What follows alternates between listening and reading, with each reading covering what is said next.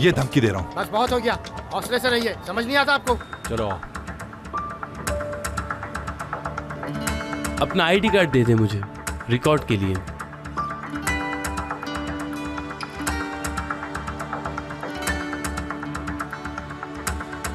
मुराद सरसलमास, सार्टे company वाले? जी हाँ। हैरत है, आपकी कंपनी की किसी शख्स की कोई शिकायत हो तो उससे पहले उसका वकील आ जाता है। हाँ, मगर वकील की जरूरत इस वक्त उन लोगों को है इंस्पेक्टर। देखिए इंस्पेक्टर साहब, मुझे और मेरी फैमिली को बदनाम करने के लिए इन लोगों ने कुछ फोटोज लीक किए हैं। मेरे पास प्रूफ भी है। माफ कीजिएगा, मगर उन लोगों ने हमारी पर्सनल लाइफ में दखलंदाजी की कोशिश की है। खैर तफ्तीश तो हम लोग कर ही लेंगे। फिलहाल आप लोग के आईडी में एंट्री कर दूं।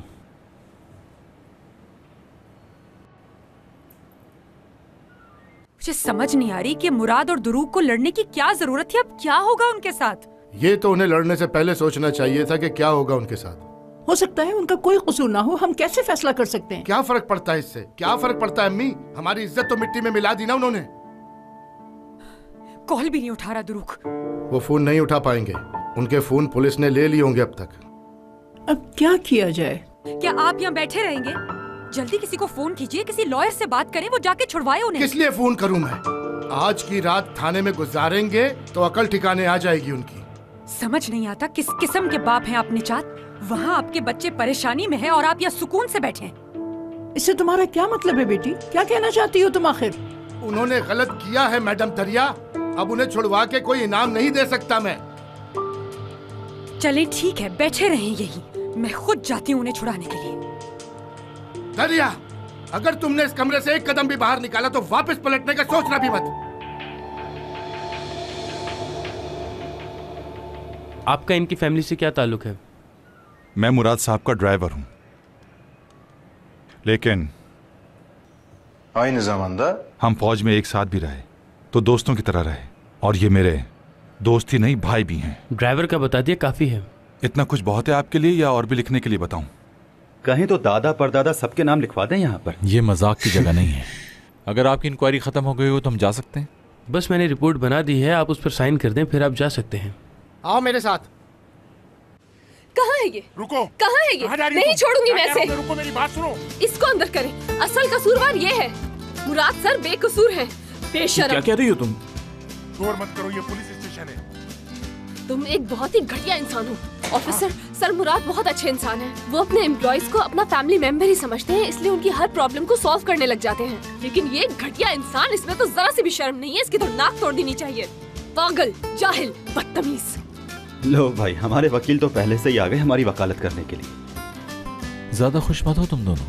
हमारे इन वकीलों की वजह से हमें पूरी रात जेल में भी गुजारनी पड़ सकती है। और इस वक्त हमारे हाथ में रिपोर्ट्स हैं, हॉस्पिटल की मेडिकल रिपोर्ट्स हैं, आप देख सकते हैं। मेरे बॉयफ्रेंड पे इस आदमी ने जानलेवा हमला किया। मुझे इसने अपना बॉयफ्रेंड कहा। मैं खुशी से मर ही ना जाऊं कहीं। पुलिस स्टेशन है इसलिए मैं चुप बैठी हूँ, वरना तुम लोगों का मुंह तोड़ के मैं अलग कर देती। जाहिल। आप लोगों को तो रिपोर्ट्स देखने की भी जरूरत नहीं, बस उसका चेहरा देख लीजिए। मेरे करीम का, मेरा करीम, उसका चेहरा देखने लायक भी नहीं छोड़ा इन लोगों ने। मार मार के फिटे मुंह कर दिया उसका। एपिक, ये किस तरह की बातें कर रही हो तुम सबके सामने? हाँ, बिल्कुल चुपचाप खड़े रहो तुम यहाँ पर, टांग मत अड़ाओ बीच में। ऑफिसर सुनिए, इस आदमी की शक्ल पर बिल्कुल नहीं जाइएगा। ये जितना मासूम दिखता है उतना ही शैतान है। ये मुझे एक सुनसान जगह ले गया और वहाँ ले जाकर ये मेरा एडवांटेज उठाना चाहता था, बेशर्म कहीं का। इस शैतान के खिलाफ मैं कंप्लेन करवाती हूँ, इसे अंदर करें। ऐसा क्या कर दिया? सिर्फ कोशिश ही तो की थी और उसके नतीजे में थप्पड़ खाना पड़ गया। लेकिन अगर तुम्हें अच्छा लगा हो तो मैं फिर से कोशिश कर सकता हूँ। छोड़ूंगा नहीं तुम्हें, मैं बता रहा हूँ तुम्हें। हटो पीछे। क्या हो रहा है ये? तुम कौन हो? मैं मुराद सर के असिस्टेंट की असिस्टेंट हूँ। और तुम? मैं करीम साहब की गर्लफ्रेंड हूँ। इनमें से कौन है? उसका चेहरा बिगड़ गया है, किसी को मुंह दिखाने के लायक नहीं रहा वो। अब तुम क्या ऐसे कहोगी? क्या ये लड़ाई इन लड़कियों की वजह से हुई है? No sir. समझ गया। इन दोनों को बाहर भेजो और इन सबको अंदर ले जाओ। सुबह तक इनको लॉकअप में बंद कर दो, हो सकता है इनको अकल आ जाए। एपिक, एपिक, सब लिख लेना याद से। चलो लड़कियों यहाँ से जाओ, यहाँ पर नजर नहीं आना। रिपोर्ट्स कहाँ पर जमा करवाएं? यार आज का दिन तो किसी फिल्म के सीन की तरह गुजरा है। Love, drama, action. अब हमारा अगला कदम क्या होगा दोस्तों? हमारा अगला कदम ये है कि घर जाके सो जाना है और सुबह का इंतजार करना है बस। जो भी हुआ है अपने दोस्तों को जाकर समझा दो अच्छे से। तुम्हें पता है कि वो तीनों के तीनों लॉकअप में हैं इस वक्त, और वो भी हमारी वजह से। एक काम करते हैं, हम कोई जुर्म करके उनके पास पहुंच जाते हैं। असली वैसे आइडिया बहुत अच्छा है। सुनो, इसकी बात पे बिल्कुल भी ध्यान देने की जरूरत नहीं है हयात। रात हो गई है, घर जाओ इस वक्त। देखो जो होना था हो चुका, इसमें तुम लोगों का क्या कसूर है यार? यार तुम क्या कह रही हो? इतनी देर से हम लोग सिर्फ बातें ही किए जा रहे हैं। समझ नहीं आ रही करें क्या हम लोग। वैसे आईपैक बहुत तेज है, देख लो गुजारा हो जाएगा तुम्हारा।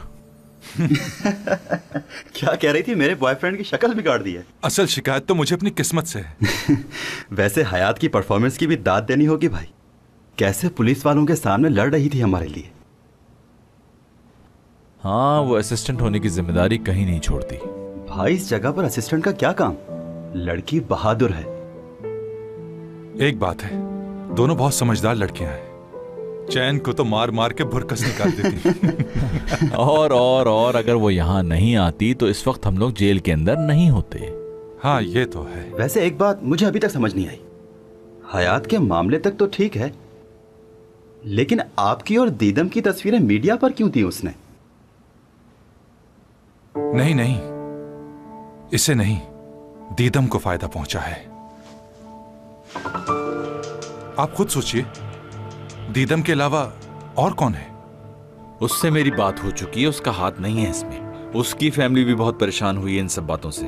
क्या बात कर रहे हैं भाई? जरा ये तो सोचिए, आप किसके बारे में बात कर रहे हैं? अगर ऐसा होता तो मुझे पता चल जाता।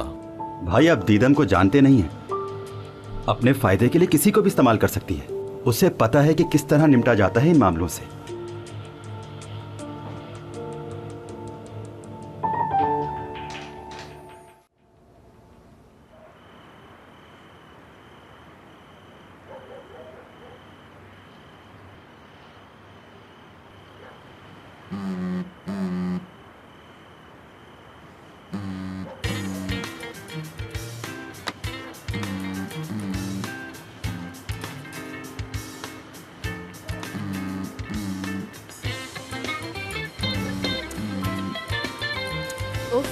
ये औरत बहुत गुस्सा दिला रही है मुझे अब।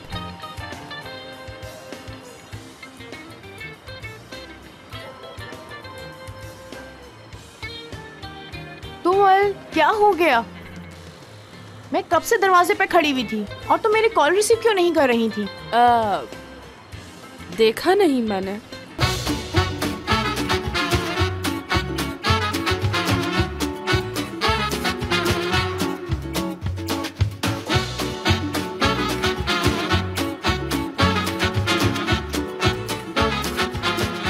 Aşk laftan anlamaz.